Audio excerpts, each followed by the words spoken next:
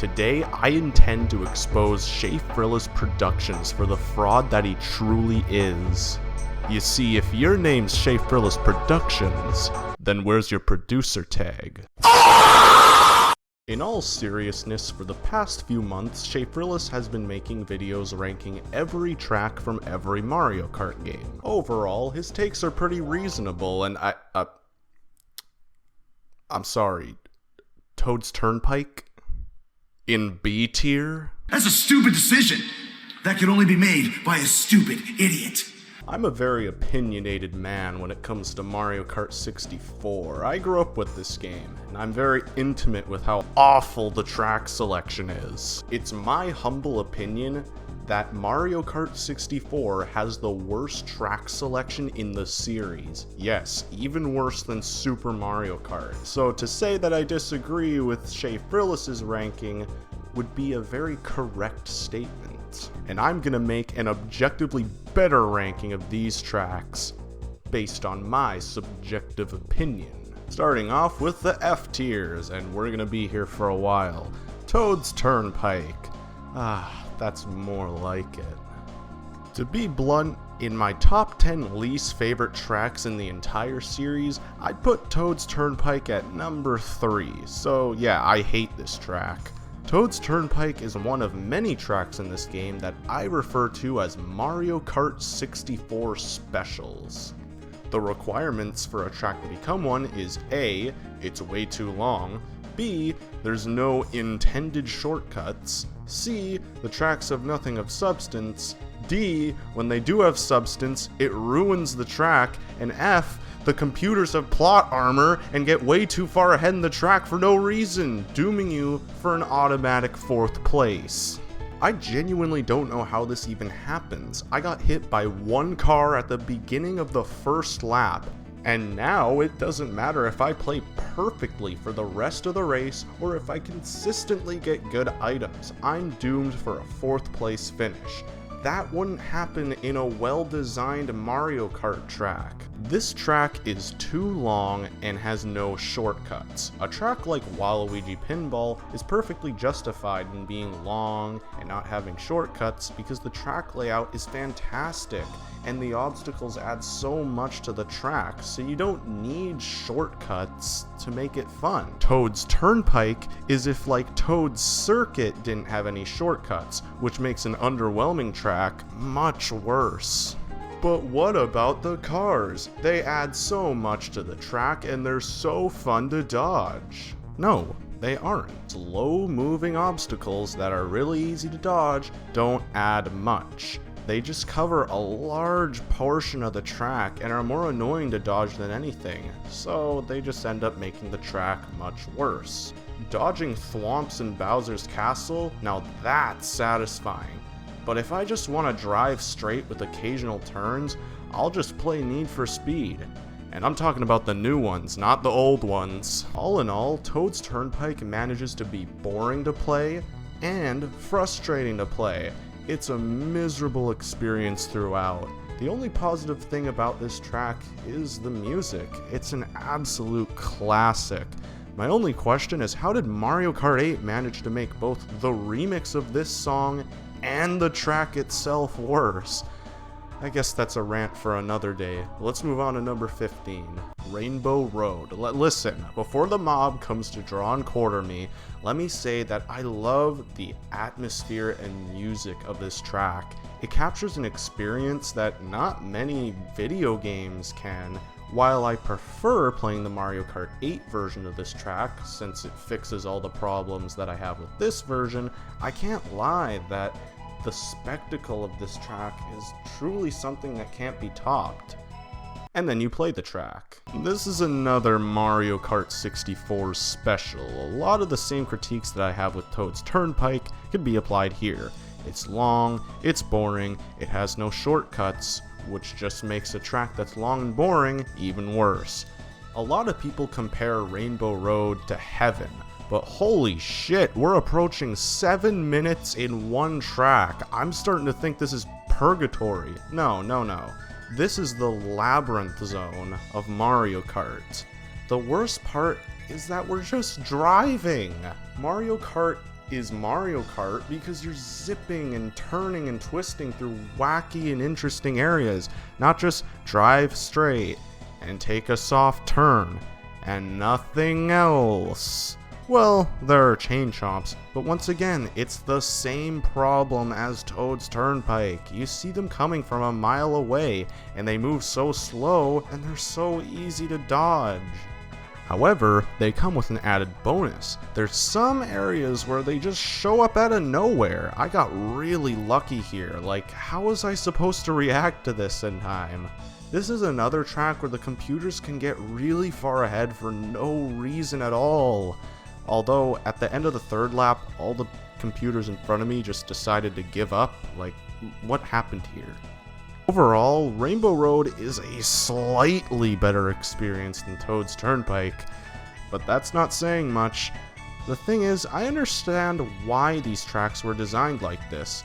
Mario Kart 64's controls are jank as all hell, to the point where even my favorite tracks in this game aren't fun to play in Mario Kart 64. Because it's nearly impossible to take really tight turns, especially when there's no railings on the track, and you're constantly spinning out for mostly no reason, this game is just not fun to play, even on the tracks that are well designed. Therefore, a lot of the tracks are designed with these controls in mind. Since you can't take tight turns, and it's so easy to fall off, many of the tracks are long and boring with railings around them, and they're filled with very long, soft turns. It doesn't particularly make for good track design, but this is Mario Kart 64's comfort zone. Some tracks in this game do a great job of taking Mario Kart 64 out of this comfort zone, but when it isn't executed well, you get BANSHEE Boardwalk.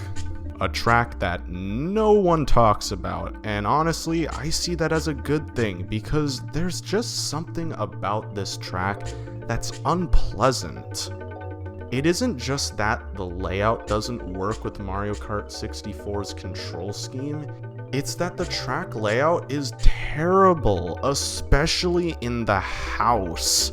Bumping into walls and falling off the track will happen constantly. This track is so frustrating for an entirely different reason than Toad's Turnpike. This isn't a hard track. This is a track that's hard to play, and when something in a video game is hard to play, it can be one of the most miserable experiences possible. I think this track works much better in Mario Kart DS. In that game, taking tight turns is satisfying. I still hate the layout of the track, but at least it's somewhat more enjoyable. Another thing that's unpleasant about the track is the aesthetic. They try to make this a spooky, creepy level, but it honestly isn't. It's just a black background with nothing going on. I think what Schaffrillas says about this not really feeling like an actual Mario Kart track is pretty spot on, but one of the worst offenders of this track is the music. It's not good. It's just a 20-second loop of nothing. Good music is crucial to making a fun and interesting Mario Kart track, and BANSHEE Boardwalk just swings and misses here. A track with much more memorable music is something like Wario Stadium. That was a pretty good transition. I was honestly surprised to see that Schaffrillas put this track at the very bottom of his ranking. I remember liking this track as a kid. I don't like this track anymore. We're getting a third course of the Mario Kart 64 special today. One thing I will say is that if this track was remade in a modern Mario Kart game with a tricking system, it would instantly become more enjoyable. It wouldn't be enough to fix the track, but it would ease the pain. Just like Rainbow Road, everyone is aware that this track is way too long. The little jumps make the track slightly more fun, but once again, you can't trick off them, so going off a jump in this game is kinda just underwhelming. Compared to other Mario Kart 64 specials, the computers usually won't get too far ahead in this track, which is one of the few positives I can say about this track. The fact that this track has nothing to it is such an egregious crime in itself that it just earns an F tier for me. I haven't even mentioned the fact that you constantly spin out in this track for no reason, way more than a lot of the other tracks in this game. I love the music in this track though, it's such an iconic theme. The Mario Kart 8 remix is good, but man, something's lost when you perform old video game music with live instruments, for the most part. Anyways, let's move on to the D tiers, beginning with Cocoa Mountain. Oh man, I feel bad for putting this one here, but sorry about this, Shafe. I gotta tear this one apart. We're getting the rare 4-course meal because this is another Mario Kart 64 special.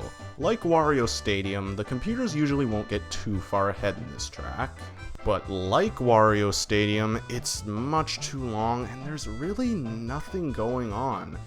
And this track is just not fun to drive on. You will spin out so much on this track that there's more spinning than driving straight. It happens so much that this alone lands it in D tier.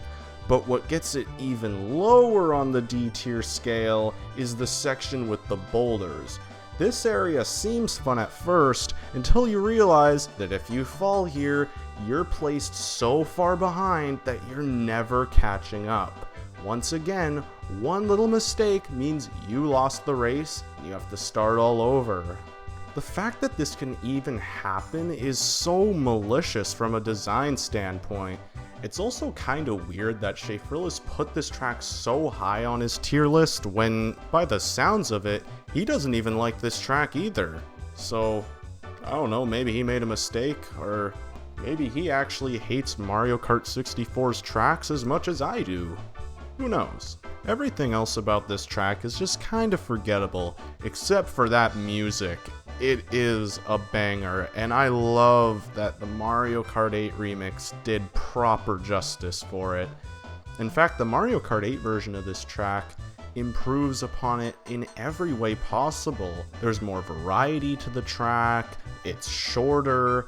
This track may suck in Mario Kart 64, but I thoroughly enjoy the Mario Kart 8 remake. The next two tracks on my tier list could be swapped around, and I flip-flopped between them for a while. In the end, I'm putting FRAPPE SNOWLAND here. This is technically a Mario Kart 64 special. Sometimes the computers are able to get really far ahead, but I'd say out of all of them, it's least likely to happen in this track. If this track was only boring, I'd put it in C tier. However, it has the added bonus of snowmen. For some reason in Mario Kart 64, running into a snowman is the equivalent of running into the Wiggler bus in Double Dash. It makes no damn sense. I hate how these snowmen are put on turns. It makes you so much more likely to hit them. Also, what the hell happened here? Like, what is this track design? Like, who is going all the way out there? Like, what? I swear, this game either has boring obstacles to dodge or frustrating obstacles to dodge, and there's almost no in between. The worst offender of this entire track is the out-of-bounds areas. This track genuinely feels unfinished with how close they are to the road. There's many areas where it looks like you can do a shortcut with a mushroom, but nope. I think this track has a decent layout, which does keep it out of F tier, but man, this track is just infuriating to race on most of the time. But I'd rather play a boring track than one that's infuriating, which is why I'm putting Sherbet Land here. This is another track that tries and fails to take Mario Kart 64 out of its comfort zone. The turns at the beginning of the track are way too tight, and there's long stretches of the track where literally nothing is happening. Like, why am I just driving straight on a super wide road? It's funny, this track has so many similarities to the GameCube Sherbet Land. They both have wide roads, and they're both pretty boring, but I consider this one to be much worse than the GameCube one. What keeps it out of F tier for me is the cave section. I kinda like this section. It can be a little bit annoying, but it adds variety to the track, and it isn't that annoying to drive on. The music in this track is lovely, and it's a shame that this track's music has never been remade with real instruments. Although that would mean that this track would have to return, which I don't want. And with that, we move on to the C tiers, the ones that I just consider to be middle of the road. Starting with Yoshi Valley. This is another track that I feel bad putting so low on my list, as I think this is probably the most creative track in this game. However, a lot of the interesting gimmicks introduced in this track end up ruining it for me. The fact that you can't tell what position you're in the race means you don't know if you're in first, or if that computer that looks like they're really far behind in 8th place actually is now finished the race half a lap before you do. I don't understand how this happens. I hit one wall, and suddenly they're half a lap ahead of me for the rest of the race, and I'm not even aware of this until the race is over. I'm stuck doing the whole race thinking that I'm in first place. While it does take forever to fall, I think that the road is wide enough and the track has a nice layout, so you won't fall off that much. I didn't fall off at all when I played, and I'm not even very good at this game. You might be noticing that in a lot of these races, I'm not getting first place, and I'm not really taking that into consideration for my ranking unless me losing isn't my fault, and this seems pretty unfair. I like how this track has unique hazards that aren't in any other Mario Kart track in this series, like the porcupines and the giant egg, both of which are nice additions that are fun to avoid. Also, the music is awesome. I'm so glad that the remake of this track in Mario Kart 8 gave this track a proper moment to shine, as that version is very enjoyable in my opinion. So this track has a lot of good and bad things going for it, which is why I placed it here. You know, C tier tracks usually refer to mid tracks. However, I actually don't know what the word mid means. Let me look it up quickly. Ah, there it is. Moo Moo Farm is the track that I forget about the most in this game. That fact alone should land it in C tier, but there's some other problems that I have with this track. It's a basic beginner course, so there's not a whole lot going on in the track, and the layout is just an oval with no shortcuts. This is another track like Toad's Turnpike that would really benefit by having some. DS Mario Circuit is a pretty simple track, but people really like it because of the shortcuts. There's so many in the track that it becomes a very dynamic, skill-based track. It becomes interesting. The Monty Moles do add a nice risk-reward dynamic to the track. If you want to take the inside turns, then you have to avoid Monty Moles. The execution here is a bit sloppy. There's times where I swear I'm gonna make it through, but then somehow a mole will just magically appear. Honestly, this track is just so uninteresting to the point where just talking about it bores me. So let's just move on to the next one. Have you noticed that we're not even in B tier yet, and we've gone through over half of this game's track selection? I hope that gives you an idea of what this game's courses are like. They're janky. And there's probably no track more janky than Royal Raceway. Sure, there's definitely more glitchy tracks in the game, but I dare you to stay on the road in this track. Now listen, I know this is another fan favorite track that I'm putting low on the tier list, but hear me out. You constantly slide off the track in areas where that sort of thing just shouldn't be happening. Also, my game crashed while I was recording footage, so you're only gonna get to see lap 1 of this one. I'll get some positives out of the way. This track has a great layout. The Mario Kart 8 remake is proof of this. There's satisfying turns and tons of shortcuts that you can take with mushrooms. Finally, a track with proper shortcuts.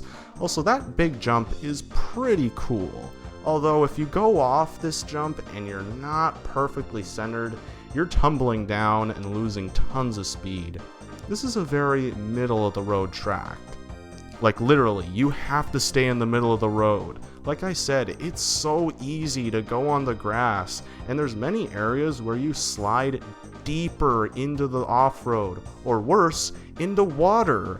The worst section comes right after the jump, where it's very easy to lose the race for all the wrong reasons. Revisiting this track was disappointing because it could have been a great time, it's just way too rough around the edges. Now, don't get me wrong, it's nothing dreadful, which is a big gold star on this game's report card, but man, it's just not that great. A more polished track in this game is something like Luigi Raceway.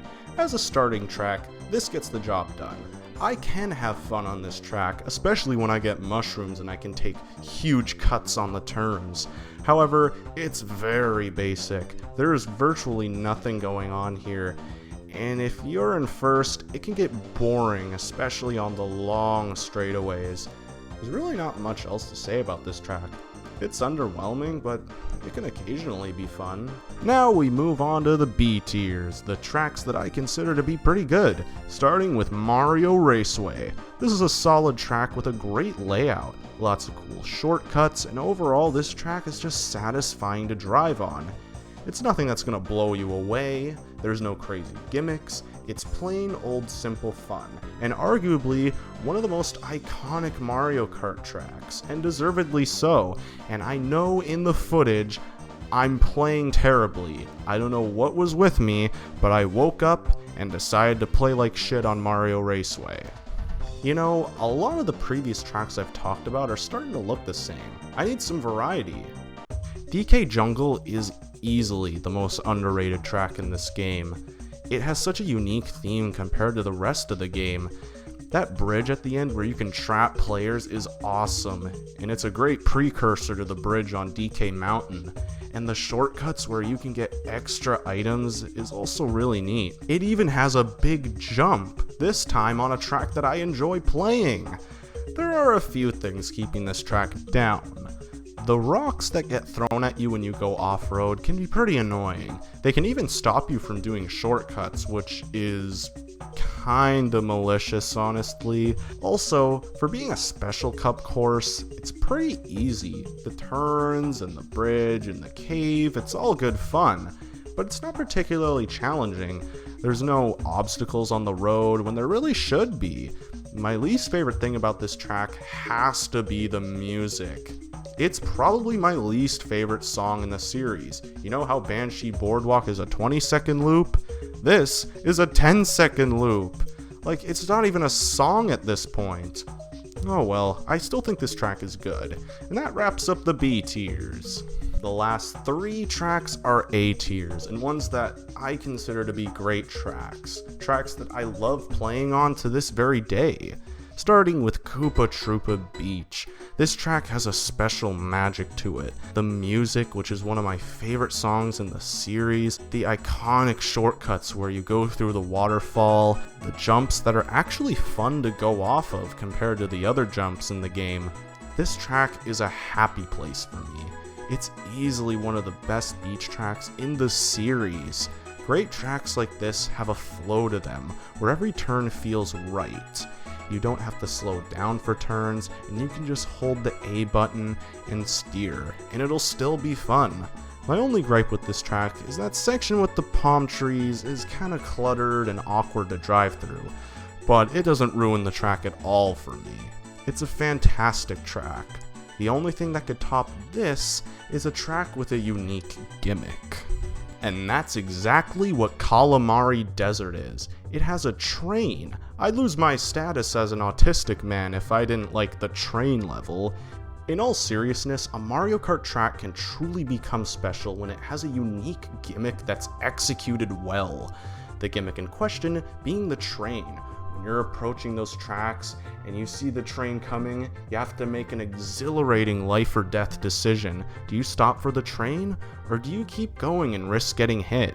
It doesn't seem like much at first, but this dynamic makes this my second favorite track in this game. I love getting mushrooms in this track and cutting through all of the off-road. I love watching the computers crash into the train, like they don't know how to play this track at all. The thing I love most about this track is the music. It's a calming Western style track, and this track itself is one of a kind. But there's one track I just like all that little bit more. Bowser's Castle.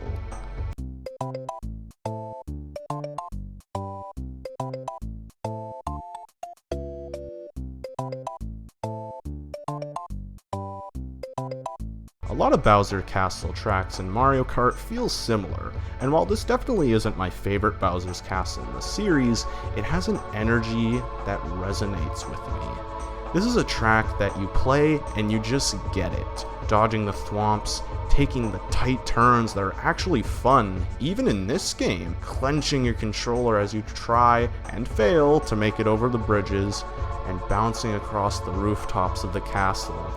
This track has that special flow that Calamari Desert and Koopa Troopa Beach have, and more. There's lots of variety in the set pieces here. This track is a journey through a foreboding castle, all while eerie music plays and thwomps laugh at you. The atmosphere makes this track an experience that you couldn't get from any other racing game, which is why I love Mario Kart. Also, this is a long track that doesn't feel long. That's not an easy thing to do, and the fact that Nintendo managed to pull that off is impressive to say the least. Bowser's Castle is my favorite track in Mario Kart 64. And that's my ranking. See, I made a better ranking than Schaffrillas. Okay, I'm not actually mad at Schaffrillas about his opinion. In fact, I like seeing people's different opinions on Mario Kart tracks. Also, in case you haven't noticed, because it's kinda obvious, Schaffrillas is one of my inspirations for actually making videos on YouTube. I just saw Schaffrillas' video and wanted to experience the game again after I hadn't played it for a very long time, and my biggest takeaway from my replaying of it is that Mario Kart 64 is not a fun game. It can be straight up miserable at times due to the boring track design and especially the controls. Also, since every track in this game has been remade, except for Wario Stadium, you can experience better versions of every single track in this game in newer Mario Karts. With good controls. Except for you, Toad's Turnpike, you'll never be fun to play. Overall, there's basically no reason to go back to Mario Kart 64. Unless you're playing Battle Mode. This game hands down has got the best battle mode in the series, and it isn't even close. I'd go as far to say it's one of my favorite multiplayer experiences in any game. Other battle modes have time limits and way too many people playing at once, which basically ruins it. Ruins the strategy, at least. In newer Mario Karts, Battle Mode is a game mode that Nintendo feels they have to add, when it seems like they really don't want to add it. Mario Kart 64's Battle Mode comes from a place of love. This entire game does. Nintendo wanted to make a special game with the limited hardware that they had. They ended up making a lot of bad tracks, but also some really good ones. And I want to hear your opinion on all these tracks, because I like seeing if people love tracks that I hate, or hate tracks that I love. And if you like what you see, subscribe to my OnlyFans.